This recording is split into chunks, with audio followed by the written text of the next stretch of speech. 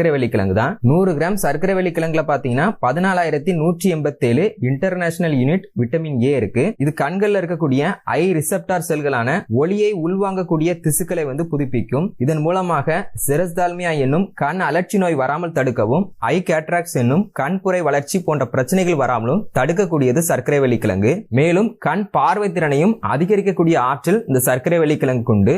கண் சம்பந்தமான பிரச்சனைகள் வராம தடுக்கணும்னு நினைக்கிறவங்க அவசியம் இந்த சர்க்கரை வெள்ளிக்கிழங்கு சாப்பிடுவது நல்ல ஒரு பலனை கொடுக்கும். 2. குடல் ஆரோக்கியத்தை பாதுகாக்கும். பொதுவாக கிழங்குகள் அனைத்திலுமே டயட்ரி ஃபைபர் என்னும் நார்ச்சத்து குறைவாகத்தான் இருக்கும்.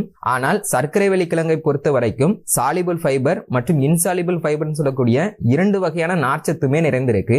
100 கிராம் சர்க்கரை வெள்ளிக்கிழங்குல பாத்தீங்கன்னா 3 கிராம் நார்ச்சத்து இருக்கு. இது கட் ஃப்ரெண்ட்லி பாக்டீரியான்னு சொல்லக்கூடிய பிஃபிடோபாக்டீரியம் மற்றும் லாக்டோபேசிலஸ் போன்ற நன்மை செய்யக்கூடிய பாக்டீரியாக்களின் வளர்ச்சியை அதிகரித்து குடல் ஆரோக்கியத்தை பாதுகாக்கும்.